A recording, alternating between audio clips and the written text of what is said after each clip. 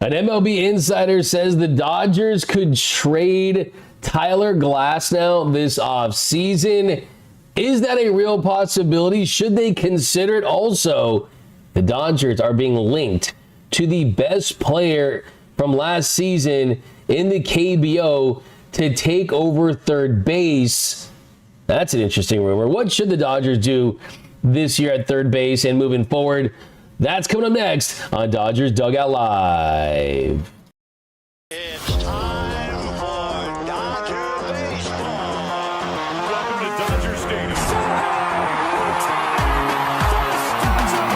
This is the golden age of Dodger baseball. The Dodgers are building a dynasty. You got it, Warrior Parade. We got it, Parade. The Dodgers punch back and head to the championship series. Ohtani starts the 50-50 club. Monkey magic. Freeman gets the ball. Right field. She is gone. Start the party, Los Angeles. Your Dodgers have won the World Series. Think blue, bleed blue, and I'm out. Live from the heart of Los Angeles, this is Dodgers Dugout Live with your host, Doug McKain. What is up, Dodgers Nation, and welcome to another episode of Dodgers Dugout Live, the #1 Dodgers podcast and Dodgers show on YouTube. My name is Doug McKain, credential member of the media. You can follow me on X and Instagram at DMac_LA. If you're new to the channel, do me a huge favor, hit the subscribe button, hit the notification bell, hit that like button for your back-to-back champion Los Angeles Dodgers. This show is brought to you by the LA Sports Report. That's my newest show, my newest channel. Talks about all LA sports, the Lakers, the Dodgers, the Rams, the Chargers, UCLA, USC, all things LA sports. You are going to find over there. By the way, throwing out a little bet out there. If USC beats UCLA, which they probably will, they probably will blow out the Bruins. Of course, you know I'm a UCLA alum. I'm going to wear a USC jersey. I want to wear it. Someone got a Reggie Bush jersey for me at number 5. I will wear a USC Reggie Bush jersey on Monday's show or Tuesday's show for the LA Sports Report. I'll be back in studio next week. So, yeah, who you got? Probably the most uncompelling version of that rivalry. But a big shout out to our sponsors today. Want to show some love to NordVPN for sponsoring the show. Because if you're a Dodgers fan like me, you know there's nothing worse than gearing up for first pitch and then there's a blackout restriction keeping you from watching the game you paid to see. Let's fix that with today's sponsor, NordVPN. A VPN is a virtual private network, meaning I can change my virtual location with just a few clicks.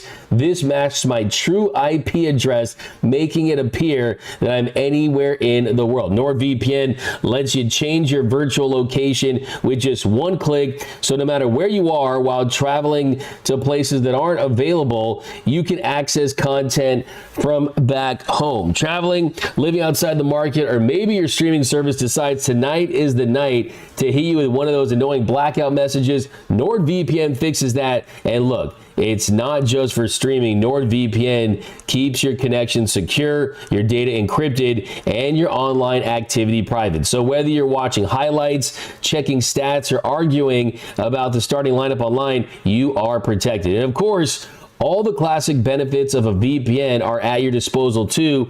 The NordVPN threat protection feature that protects you from viruses and malicious malware, and NordVPN accounts can be used on 10 devices. That's another plus as well. Even better, you can try NordVPN risk-free thanks to their 30-day money-back guarantee. Our link will also give you 4 extra months on the 2-year plan. Again, there's no risk, and NordVPN's 30-day money-back guarantee will help you out as well. The link is in the podcast episode description box and on YouTube. That's nordvpn.com/Dodgers. Protect yourself online and make sure you never miss a Dodgers game again. Huge thanks to NordVPN for sponsoring today's episode. All right, Dodgers Nation, I see you guys in the comments. Good morning, Dodgers Nation. 7:11 a.m. on the West Coast. But there's always Dodger baseball to talk about. We got some interesting, juicy rumors to get into. So let's get right into it. Leading off, the hottest story in Dodger baseball. All right, so the hottest story in Dodger baseball comes from ESPN's Jesse Rogers, who is a reputable source. He's more of an analysis type guy than a insider type guy. He's not the Jeff Passan types. Who, by the way, Jeff Passan randomly tweet out, "I'm thankful for gravy. Aren't we all?" It's nothing better than some gravy. And of course, there's going to be a lot of players trying to gravy train on the Dodgers' success over the last couple years. Now, could the Dodgers go out there and make moves? Absolutely. Do they have the best farm system in baseball? That's where they're consistently ranked. You got top prospects. You got guys like Josue DePaula and Zaire Hope and Quintero and Jackson Ferris. The list goes on and on and on. But could they look to deal a starting pitcher? Could they look to deal not only big league ready talent, but all-star level talent? Well, that is what Jesse Rogers is suggesting in this article that polled a bunch of executives around the league. Now, this is what it says exactly. And this was one of the responses he got from an exec. And it says, quote, "Sleeper name Tyler Glasnow. Feels like the Dodgers can go to Ohtani, Yamamoto, Snell, Sasaki, Sheehan, and others and use Glasnow on the trade market to cover up some holes." So what he's saying there initially is that this executive is saying, okay, you got a deep rotation. You've already got surefire, bona fide aces in Yamamoto, in Snell, in Ohtani.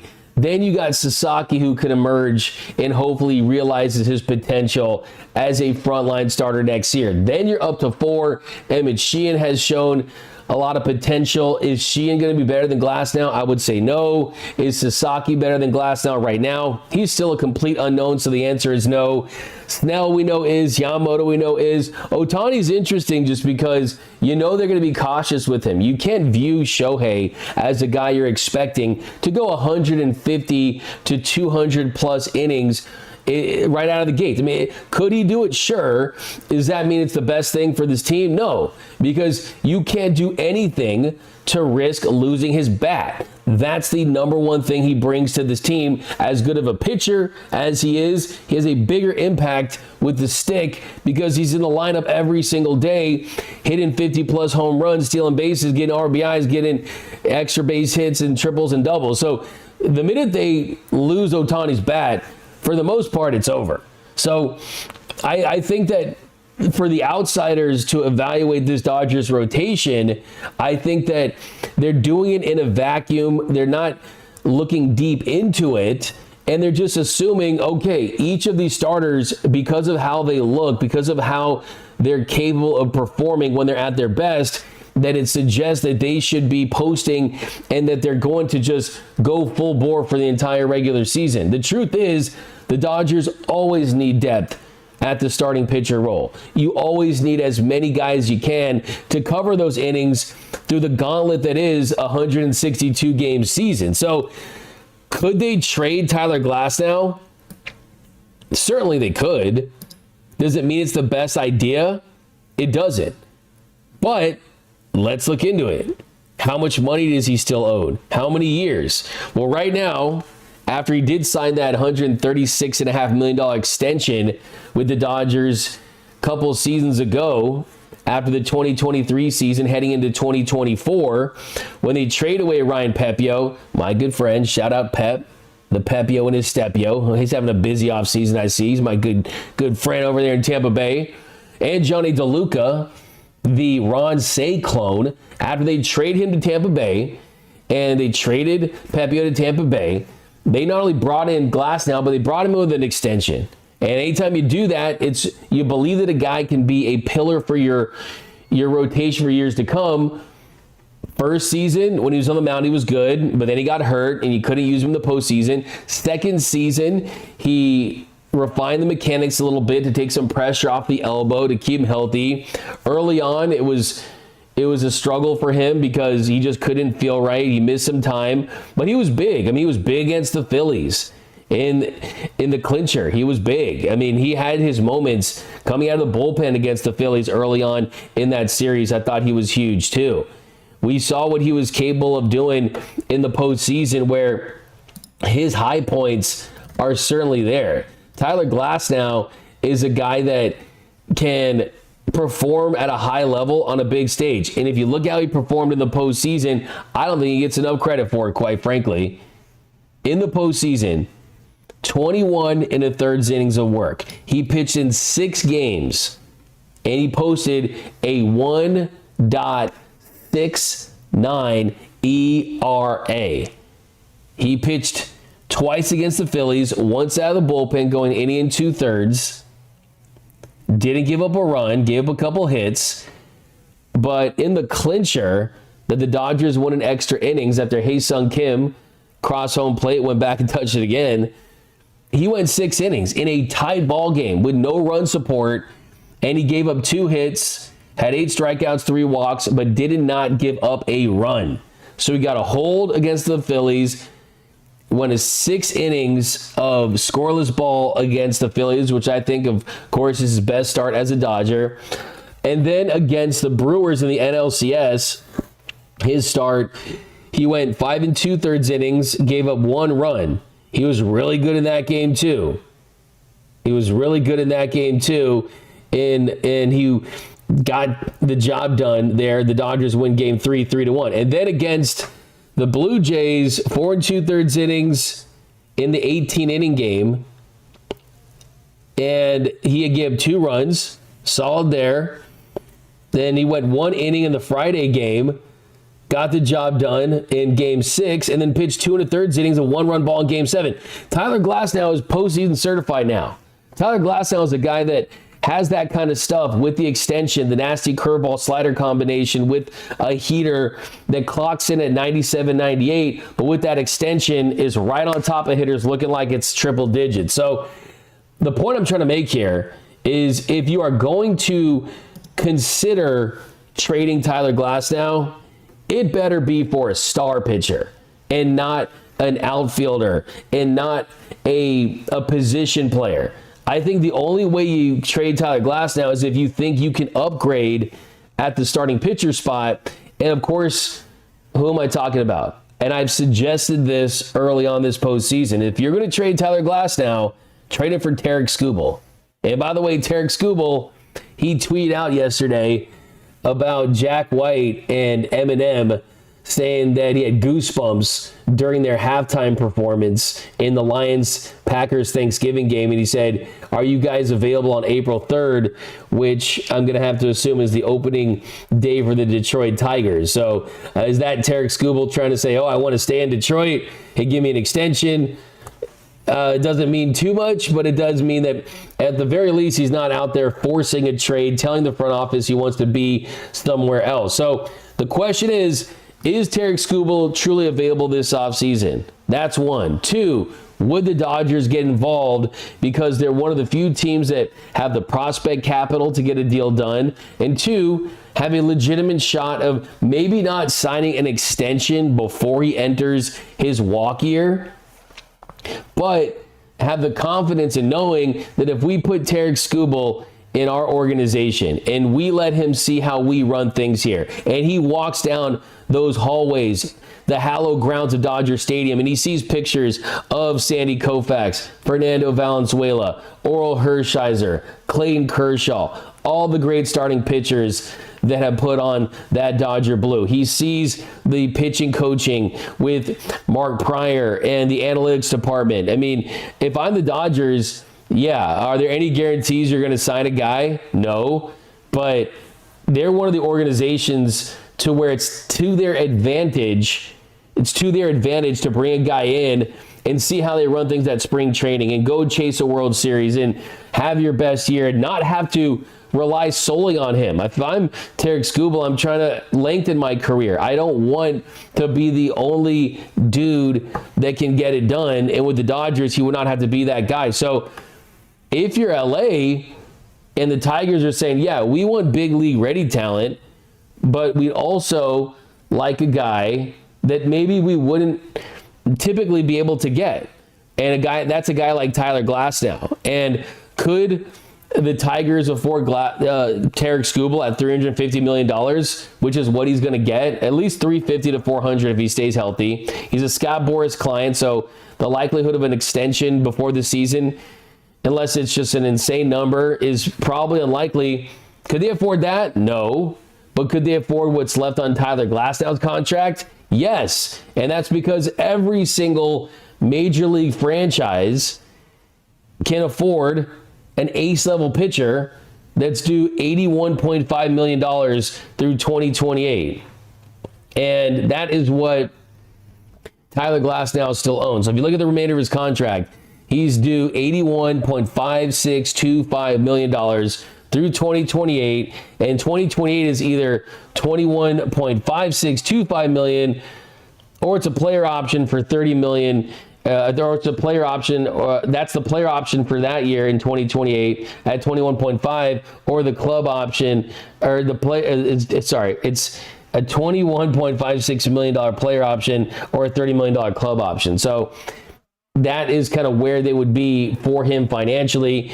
And if you're the Dodgers, you say to yourself, with Glasnow as good as he is, are you selling him on a high? Because you can say, wow, look how this guy pitched in the postseason. Look at how he's looked when he's been healthy. And if you're the Dodgers, you say, could you trade a guy that even after Tommy John surgery, getting the brace surgery, even after refining the mechanics, always feels like, hey, he might be someone that is just one pitch away from having to miss time. And you're kind of trading him on a high. If you're Tyler Glasnow, are you even that upset about everything just because, yeah, you wanted to play for your hometown team? And yes, he's from Santa Clarita, and he's been massive for this franchise.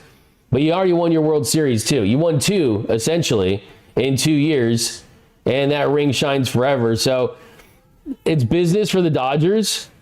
Do you have depth? Sure. But the truth is, guys like Tyler Glasnow are not easy to find. They're not, and they don't grow on trees.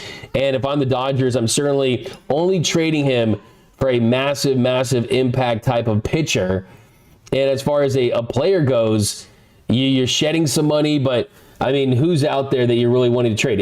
If you want to trade him for a Stephen Kwan, if you want to trade him for a Brendan Donovan, I don't think that's big enough. Are you wanting to trade him for a Byron Buxton? I mean, it would have to be a high impact player. But then at some point, it's like, why are you keeping all these prospects when your window is now? And Tyler Glasnow helps you in this window now more than these prospects do. So I really am only trading Tyler Glasnow if it's a couple of guys. Now, is he untradeable? Is he on the untradeable list? Is he on that same list that Shohei Ohtani and Yoshinobu Yamamoto are on? No, he's not. He's not on that list, but he is someone that you're only willing to flip if you're going to get an impact player. I see the comments, big no to Quan. Okay, so give me your thoughts on Tyler Glasnow. We'll circle back to that. Could be a quick show. Your boy is hitting the Bahamas today. Hey, Dodger baseball waits for no one. But I want to get into this rumor. It's pretty interesting. And this is kind of some fun here. And, hey, it's Black Friday, so can you get a third baseman at a discounted rate? Can you get some players at discounted rates at Black Friday prices? Well, there's a KBO article that was put out yesterday that suggests that the Dodgers are interested in signing Korean third baseman Song Sung Moon, and that the Dodgers like him over Murakami and Okamoto, and that he would be their third baseman of the future. So before you say, well, this is just a Korean rumor piece, there's nothing to this, this is a one Dodger dog, it could be. There's no doubt about it. And we'll talk a little bit about him as a player right now, but it does at least spark the conversation about what the Dodgers are going to do at third base in 2026 and beyond. But let's look at him as a player. Sung Moon Sung. Hae-Sung Kim could recruit him, but he was the best player in the KBO in 2025, and it was by a wide margin. His numbers in the KBO last year, 144 games, hit .315, had a .387 on base, a .530 slug, a .917 OPS, 181 hits, 26 home runs, 90 RBI, 25 stolen bases, was 64% above league average offensively with a 164 weighted runs created plus, had an 8.6 WAR. And he is getting posted. It was reported last week that his club, the Kiwoom Heroes, will be posting him, and that the KBO said it has asked MLB to notify its 30 clubs of Sung's posting. His 30-day negotiating window has already opened, so he is coming. And Sung Moon is going to be headed to the show. He is a third baseman. He's got some tools for sure. Question is, would the Dodgers put on the full court press for him? Because he did not perform this way a couple years ago. He was a below average offensive player as recently as the 2023 season, but last 2 years, he's really upped his game at the plate, and he's ready to go. Now, if the Dodgers would sign him, the Heroes would be entitled to that posting fee. That would be linked to the details of the deal, the financial specifics, but the fees are calculated 20% of the contracts first, $25 million, 17.5% of the next, $25 million, and 15% of any money after that. So his market is really going to depend on if they think that he can have success in the show. Because you look at his track record of success the last couple years, will that translate? I mean, you look at the home run numbers, and a guy that hits 26 home runs in the KBO, how many can he hit in the show? You look at Ha-Sung Kim. He had 19 home runs in 2019, 30 in 2020. Those were his final 2 seasons of the KBO, and he had 307 with a 142 weighted runs created plus those 2 seasons. So that's pretty similar to Sung. And he goes to the show, and he ends up playing shortstop. He ended up signing a 4-year, $28 million deal with the Padres before the 2021 season. And you kind of look at kind of where his numbers were sitting compared to his KBO numbers. And it's not just apples to apples. Like, this is a guarantee that's what you're going to hit, because you can improve with big league coaching. I mean, look at Hae-Sung Kim keeping that leg down and changing his approach to the plate, having a little more success against fastballs and pitches that were giving him trouble in the show. But you look at Ha-Sung Kim, the power numbers went down. He had 8 home runs in 117 games in 2021. He had 11 in 22, 17 in 23, 11 in 24. So could he be a 20 home run guy? It's possible. He's a left-handed hitter. Now, would I be in favor of signing him to play him over Max Muncy in 2026? The answer is an emphatic no, just because, yeah, Max Muncy has had some injury issues himself, dealing with the oblique. Max Muncy isn't the best defender, but let's not forget, this is another certified postseason dog. Without his home run off Trey Savage in the 8th inning of Game 7, we don't have Miguel Rojas' game-tying home run in the 9th. We don't have Will Smith's game-winning home run in extras. So he's a guy who's a clutch at bat. Could you expect that from this guy next season?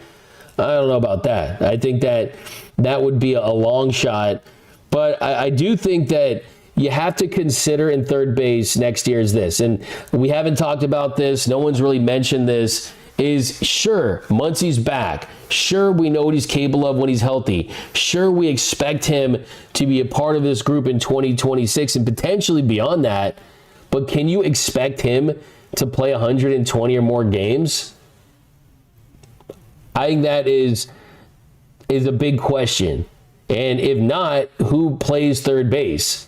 I think their options are you bring back Miguel Rojas, he plays some third. You bring back Kike Hernandez, which I expect them to do, he plays some third.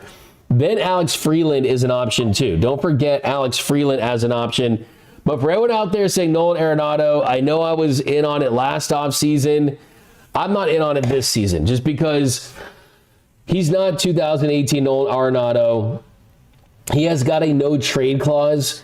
And anytime a guy has a no trade clause, you have to get him to agree to come here. So could the Dodgers get Nolan Arenado to agree to waive his no trade clause to bring him in to platoon with Max Muncy?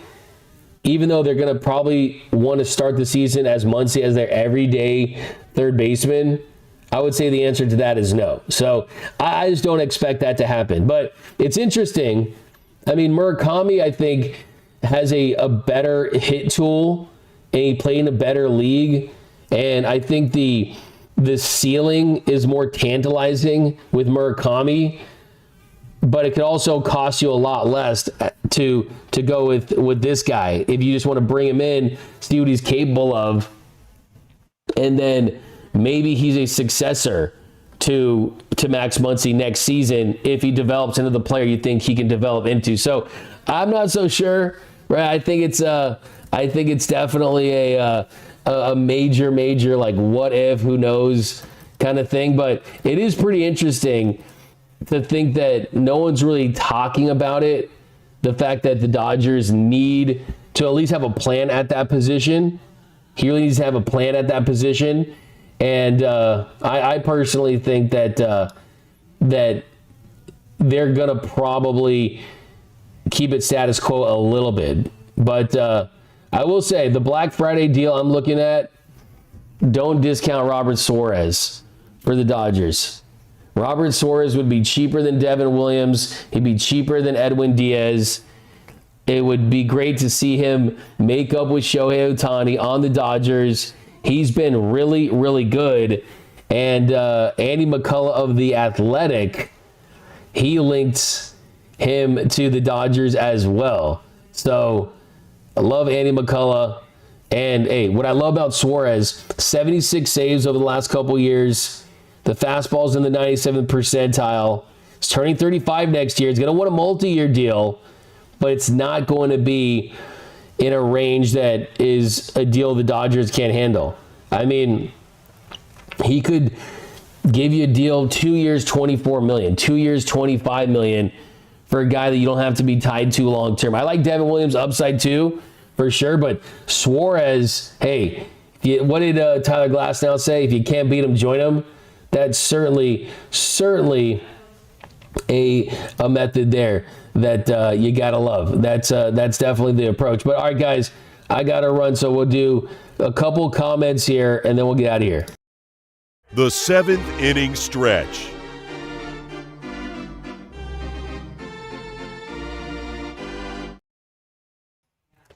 All right, here we got Dodgers Nation. Shohei and Suarez already made up of the All-Star. They already made up the All-Star game. They did. I saw that with my own eyes for sure when he moved his back. And Shohei's not going to let anything personal kind of get in between him and winning games. What I look at it as is Kobe Bryant and Matt Barnes, where Kobe and Matt Barnes were going at it. And Matt Barnes said that Kobe told him any player that's crazy enough to F with me is crazy enough to play with me. So I kind of look at it from that standpoint. We got to just get Corey Seager. Hey, man, Corey Seager to play third long term. I'd be here for that for sure. Even shortstop for a couple more years. Stop with Nolan. We already stopped with that. Last year was a hard no. This year is worse from Brian. Why are they getting rid of Glass? They're not getting rid of Glass now. Just someone put it out there. Rewind. Keith Potter, Suarez hit the golden one, so F him and the Padres and whoever loves them. Justin Lamas, D-Mac, I'm still sad that I'll never see my favorite baseball player, Hollywood, play an actual baseball game again. Yeah. Hey, I'll never forget a couple years ago with Anthony Rendon. Think about this. The Dodgers dodged the Anthony Rendon just catastrophe, and then a month later, 2 months later, they were able to get Mookie Betts. It was one of the great I mean, the Dodgers were out here dodging bullets like Neo from the Matrix. And here's Anthony Rendon in Hollywood Lifestyle, and he goes to Anaheim. The Dodgers get Mookie Betts, and they go and start a dynasty. So I love that. Bahamut Torres from Andy Chen. Cody Dodgers. Okay. Is Gavin Stone and River Ryan coming back next year? Julio, he absolutely is. Yeah, we're going to see them back next year. Yeah, we'll see about Cody Bellinger and the Dodgers. I've been an advocate for it. I'm not mad at it at the right price. I think that he fits with this core, and I think he improves your defense in the outfield, and he gives you a contact type of hitter too, believe it or not. That's what he is now. 16th hardest hitter to strike out in the show. We got Amunkata, D-Mac. When will Acuna Jr. be a Dodger? That's a good one. I don't think in the near future. Francisco, Seager, Bichette, Bellinger, Diaz, Skubal would be lovely. Okay, $4.99 dreaming big. That would be a big offseason, and that would be one of the ruining baseball type of offseasons. The Dodgers are ruining baseball. But all right, guys, we are running out of time, so let's get to the walk-off. The walk-off. Hits the ball to right field. She is gone! All right, so let's talk a little about Joe Davis. Switch gears here.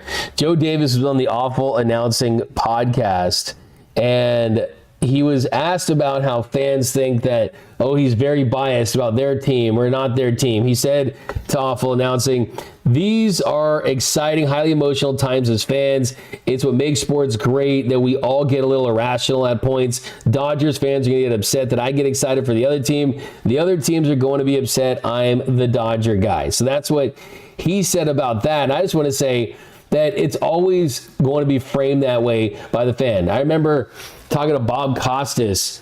Got lucky to talk to him in the Dodgers press room once, and I kind of talked to him about that.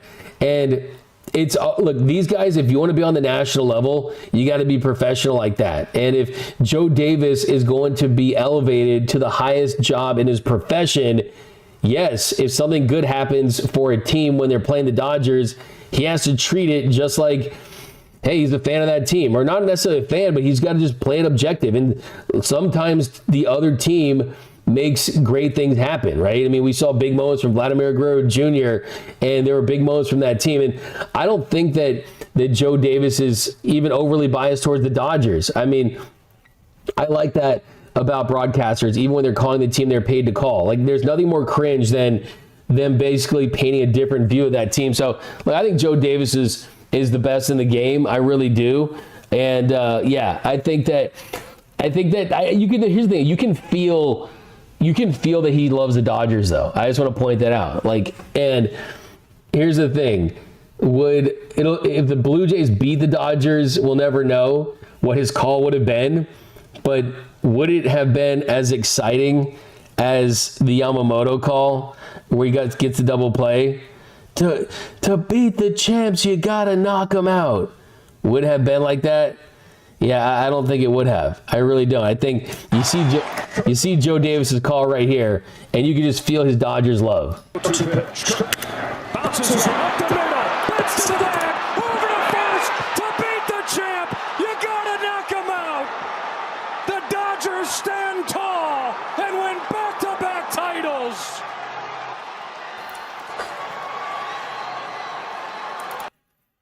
So come on, let's all give Joe Davis some love. But that's going to do it for this episode of Dodgers Dugout Live. My name is Doug McKain. You can follow me on X and Instagram at DMac_LA. Hit the subscribe button, hit the notification bell, hit that like button for your Los Angeles Dodgers. Subscribe to the LA Sports Report, doing giveaways and episodes every day over there as well. And enjoy your Thanksgiving weekend. And I'm thankful for every single one of you guys out there, even you, Nando, all of Dodgers Nation, making this show what it is. You guys are the real MVPs. You guys are my co-hosts on this show. Love each and every one of you out there, Dodgers Nation. And hit the subscribe button, hit the notification, hit the like button for your Los Angeles Dodgers. And remember that nothing, absolutely nothing, brings us together quite like Dodger baseball. And until next time, think blue, bleed blue, and I'm out.